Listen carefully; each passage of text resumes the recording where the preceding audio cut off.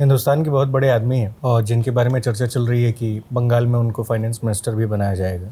Sanjeev Sanyal, member of economic advisor council PM का। उन्होंने भी कहा था कि लाखों यूथ यूपीएससी में अपना प्राइम टाइम वेस्ट कर देते हैं। एक तरीके से अगर देखा जाए तो सही भी बात कही है उन्होंने, इसमें कोई खराब बात नहीं की है। क्योंकि अगर 2024 की जब आप बात कर रहे थे तो उस बार तो 1% भी सक्सेस रेट नहीं थी। हाँ, बिल्कुल नहीं। 0.08% का सक्सेस रेट हुआ था। अब ऐसे कंडीशन में एक सवाल ये भी पनपता है कि यूपीएससी या हिंदुस्तान का पूरा एजुकेशन सिस्टम जब यूपीएससी के प्रिपरेशन में किसी एक युवा से उसका 8 साल छीन लेता है तो सरकार के पास क्या कोई ऐसा नया सेटअप, नई गाइडलाइंस, नई पॉलिसी उन एस्पिरेंट्स के लिए भी है या होनी चाहिए कि नहीं होनी चाहिए? क्योंकि कई बार कई सारे ऐसे लोग जो पास होते भी हैं तो बाद में लेटरल एंट्री से कुछ लोगों को उठा के ला के रख दिया जाता है। अब ये स्पेस भर नहीं पाता है। आईएएस ऑफिसर्स की खुद की लॉबी में इस बात को लेकर के बड़ी चिंताएं चल रही हैं। तो ये पूरा प्रोसेस जब आप देख रहे होते हैं तब क्या लगता है कि क्या होना चाहिए? और सर, सॉल्यूशन सामने कर कोई नहीं रहा है। अरे हटा के 6 अटेम्प्ट क्यों दे रखे हैं भाई? और अनलिमिटेड अटेम्प्ट किस चीज के, क्या फायदा उनका?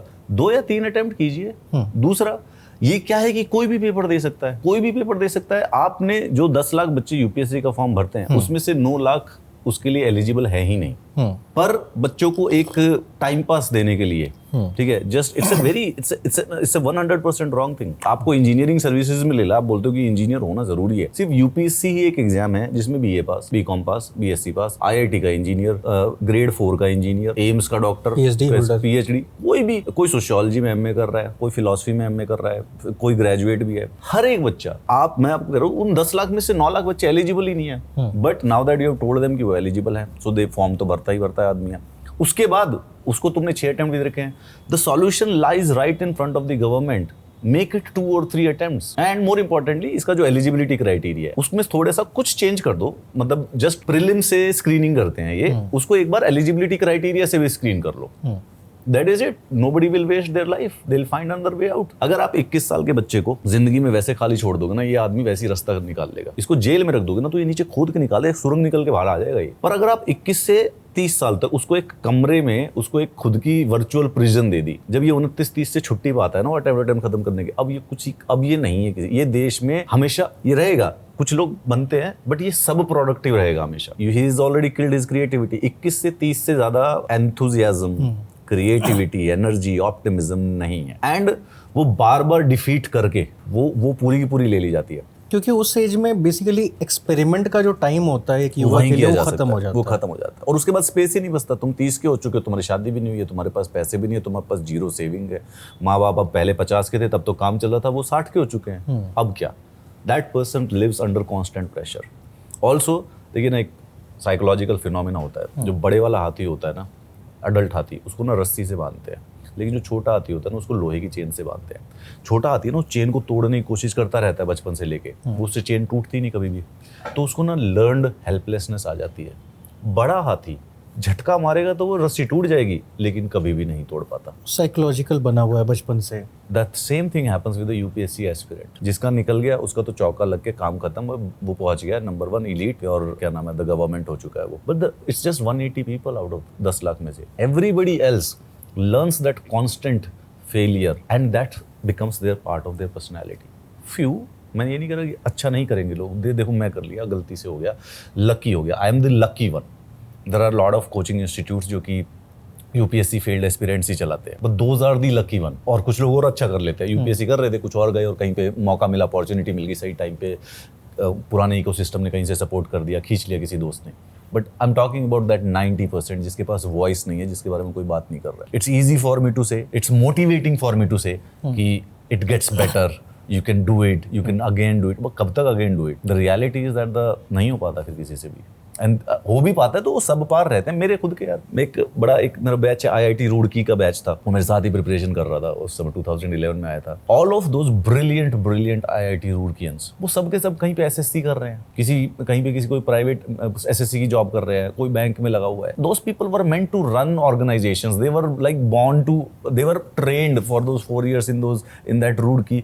वो यूनिकॉर्न बनाने वाले लड़के थे सारे के सारे, जीनियस ब्रिलियंट एक्चुअली। मतलब इतने थे। अब यूपीएससी का जो एग्जाम है, मतलब आई टेल यू कि वो कितने स्मार्ट थे। यूपीएससी का एग्जाम में 200 नंबर का पेपर होता है, ठीक है, उसकी कट ऑफ जाती है 90। यार ये वो लड़के थे 170 नंबर आते थे इनके साथ, मेरे साथ बैठे हुए। These were these smart kids, first attempt में, second, but then you go और वो 6 अटेम्प्ट हुआ, नहीं हुआ, क्योंकि अगेन होना लास्ट में 180 का है। तो साइकोलॉजिकल प्रेशर आपको हर साल तोड़ रहा होता है। एंड देन उसके बाद जब वो हो गए 29 के, तो जल्दी से कोई एसएससी का पेपर लिखा, बैंकिंग का पेपर लिखा, and they got tired and being done.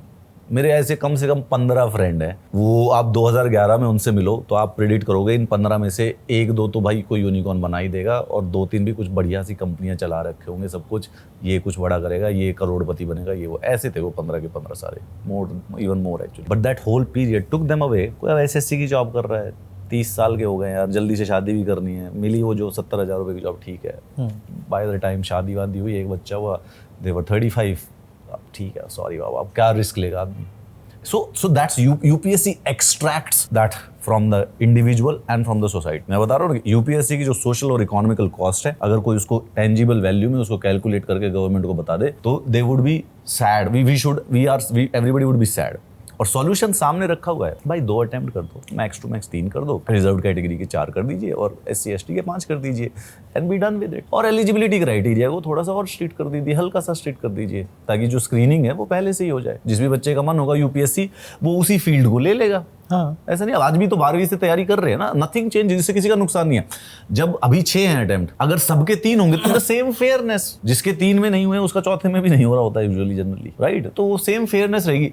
It doesn't change the fairness of the exam, it doesn't change the pattern of the exam, and it saves literally half of your youth. पिछले दिनों आपको मैंने देखा, बहुत सारे लोगों की आपने वीडियोस बनाई, एक वो प्लेटफॉर्म है खुरपेंच, उसने भी बहुत सारे ऐसे आईएएस अधिकारी, पीसीएस अधिकारियों के बारे में खुलासे किए कि कैसे किसी अटेम्प्ट में नहीं हो रहा है, उनको लग रहा है कि ये प्रॉब्लम है, तो ईडब्ल्यूएस का बनवा लिया या फिर डिसेबिलिटी का कोई सर्टिफिकेट बनवा लिया। अब ये सब जो हो रहा है वो किसका हक मार रहे हैं, और ऐसा होने क्यों दिया जा रहा है? और यूपीएससी को जब बाद में पता चल जा रहा है, आप जैसे कुछ बुद्धिजीवी लोग वीडियो बना के ये प्रूफ के साथ दिखा भी रहे हैं, तो पता चल रहा है कि कुछ आईएएस पीसीएस लोग अपना इंस्टाग्राम डिलीट कर दे रहे हैं, यूपीएससी तक वो बात जा रही है, एक्शन नहीं लिया जा रहा है। क्या चल रहा है सब? सर, यूपीएससी वालों से तो मैं खुद ही बात कर चुका हूँ। वो तो कहते हैं कि यार, अब तुम्हारे हाथ में है नहीं भाई, ठीक है, दिस इज़ ए प्रॉब्लम जो कि क्या कहते हैं, मिनिस्ट्रीज को हैंडल करना है। मिनिस्ट्री ऑफ डीओपीटी जो है, department of personal and training, ये उनके हैंड में। यूपीएससी सिर्फ और सिर्फ एक रिक्रूटमेंट एजेंसी है, एग्जाम कंडक्ट कराती है, आईएएस आईपीएस को रिक्रूट करके वो दे देती है गवर्नमेंट को, इनका हो गया काम खत्म। इसके बीच में जो ये सर्टिफिकेट वाला बात है, यूपीएससी के पास सिर्फ और सिर्फ इतनी पावर है कि वो सर्टिफिकेट वैलिड है, लीगल सर्टिफिकेट है, ओरिजिनल है, हाँ, डन। हाँ, लेकिन आप ही के सामने पैर से डिसेबल बंदा घोड़ा चला रहा है, दौड़ा रहा है, आईपीएस बन रहा है, आप कैसे, मतलब दैट इज अ प्रॉब्लम जो कि यूपीएससी नहीं है। देखो, यूपीएससी को उसने सर्टिफिकेट ला के दे दिया, उस दिन तो वो घोड़ा नहीं चला रहा है, ठीक है, वो एडमिशन पे गया, लंगड़ा के चला गया, सर्टिफिकेट था, यूपीएससी ने देखा वैलिड सर्टिफिकेट, तहसीलदार का साइन है, डीएम का साइन है, ओके, बस, और रिक्रूट करके उसने दे दिया। दिस इज अ प्रॉब्लम जो कि डीओपीटी जो है गवर्नमेंट को सॉल्व करनी थी। उसको पता होना चाहिए था कि जब किसी ने बात उठा दी कि भाई अभिषेक सिंह, ये जो सर्टिफिकेट है, इसके हिसाब से इसके लोकोमोटर डिसेबिलिटी है, आदमी डांस ऐसा कर रहा है कि वैसे दुनिया में नहीं कर पाए लोग, जनरली हेल्दी लोग नहीं कर पाए, तो इसको एक बार चेक कर लेते। एक ही पकड़ी गई है आज तक, पूजा खेड़कर, वो भी अपने ही ह्यूब्रिस में, वो इतने कांड, वो सर पे इतने कांड करके चढ़ गई कि भाई आदमी ने फिर उठा ही लिया कि भाई माता जी रुको। उसने तो अच्छा, एक और बात बता दो, ऐसा अगेन अलेजेड स्पेकुलेशन है कि पूजा खेड़कर का डिसेबिलिटी सर्टिफिकेट फेक था, लेकिन उसको पनिशमेंट उस बात की नहीं मिली आज तक। इसके पूरे मतलब कन्वर्सेशन, जो भी मामला ये हुआ, उसमें गुस्सा डॉक्यूमेंट के फ्रॉड पे था ही नहीं, रिजर्वेशन पे शिफ्ट हो गया, पूरी बात रिजर्वेशन के इर्द गिर्द होनी शुरू हो गई। नहीं सर, मतलब देखो, इसका सबसे पहले इसको हटाया गया पूजा खेड़कर को इसलिए क्योंकि ये ओबीसी थी, 9 अटेम्प्ट थे, 9 अटेम्प्ट खत्म हो गए, तो इसने नाम चेंज करके 2 और दे दिए। यूपीएससी ने सिर्फ इस बात पे इसके अगेंस्ट एक्शन लिया, ठीक है, बस यही वाला। बाकी जो इसका फेक सर्टिफिकेट पे, उसे यूपीएससी बोली भाई इसमें मैं क्या करूंगा, आप गवर्नमेंट को कंप्लेंट कर दीजिए, आप इसके ऊपर एफआईआर करा दीजिए। एक्शन लेने की भी कोशिश की उन्होंने अपनी तरफ से, एफआईआर भी करवाने की कोशिश की है। रिजर्वेशन के कॉन्टेक्स्ट में मैंने बहुत ज़्यादा कॉन्वर्सेशन इनसे रिलेटेड नहीं देखी। मेरा तो जितना भी मेरा डिस्कोर्स इनके साथ रहा है, वो सिर्फ और सिर्फ इनकी मल्टीपल अटेम्प्ट्स देने की वो जी फेकरी थी, उससे रिलेटेड है।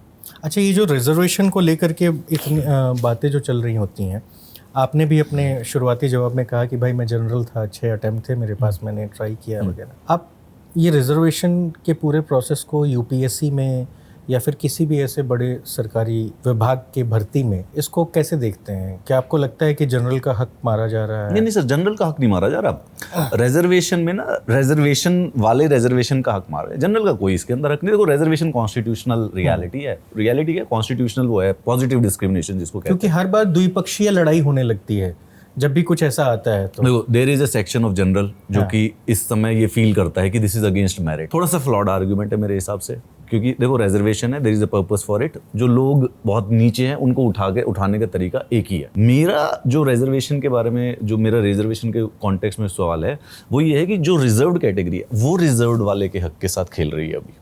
जनरल कैटेगरी का तो चलो, वो तो इट्स जस्ट एकेडमिक डिस्कोर्स, और not even academic, it's just a public Twitter discourse. So Twitter पे कुछ जनरल कैटेगरी के एक्टिविस्ट है जो ये कहते हैं कि भाई रिजर्वेशन इज अगेंस्ट मेरिट। ठीक है, I am definitely not a part of that system. मेरा ये है, जैसे भाई एक का IAS क्या नाम है बन गया, एक आदमी IAS बन गया, इसकी वाइफ भी IAS है, फिर अब ये रिजर्वेशन से इसका बेटा भी पेपर दे रहा है, तो अब टेक्निकली दिस इज फाइन। आप अपलिफ्ट हो गए हैं। अच्छा, अपलिफ्ट में भी ये बोला जाएगा कि ये IAS IPS होने के बावजूद भी कास्ट डिस्क्रिमिनेशन सहते हैं। I agree with that also, it's not a false statement, that is a correct statement. मेरा कहने का ये मतलब है कि ये IAS है, ये इसकी वाइफ भी IAS है, इसका बेटा इस समय कास्ट डिस्क्रिमिनेशन सह रहा है, but there is a lot of privilege involved.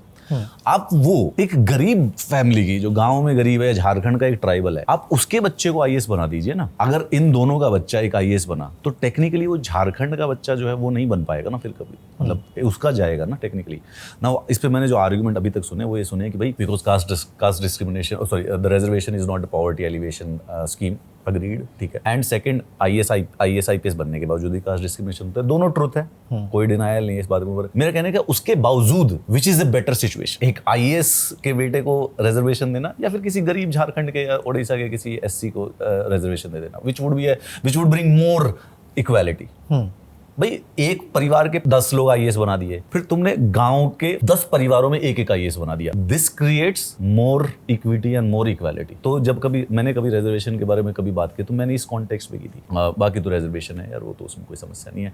General का हक कोई रिजर्व बच्चा नहीं खा रहा है, जनरल का हक अगर कोई खाएगा तो फिर वो it's a fair in competition. Okay, दूसरा, आप जब टीचिंग के बाहर निकल के कंटेंट क्रिएशन की दुनिया में आते हैं तो क्या नया बदलाव आपको महसूस होता है?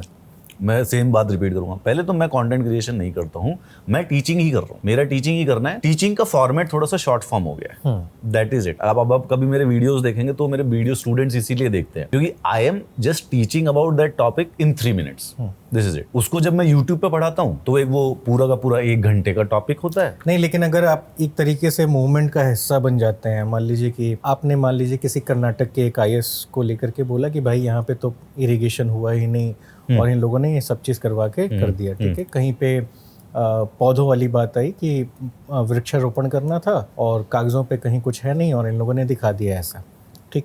आप सांसदों के भी वीडियोस बनाए बीच में आपने। जब ये सारी चीज़ें कर रहे हैं तो वो एजुकेशन का पार्ट कैसे होगा? क्योंकि UPSC जब आप टीचर्स पढ़ा रहे हैं तो उनको ये थोड़ी ना बोलेंगे कि भाई ये वाला करप्ट ऑफिसर था, इसने ये कर दिया। आपके ऊपर भी केस हुआ, धमकी मतलब आई। वॉइस है ना सर, देखो 10,000 लोगों में से एक IAS बनेगा और एक मेरी तरह जैसे किसी दूसरे फील्ड में सक्सेसफुल हो जाएगा, बाकी 9,998 लोगों की बात कौन करेगा? उनकी कोई तो वॉइस बनने के लिए तैयार होना चाहिए। I feel obligated and willing enough to take that burden on me, क्योंकि इनकी आवाज कोई भी नहीं है।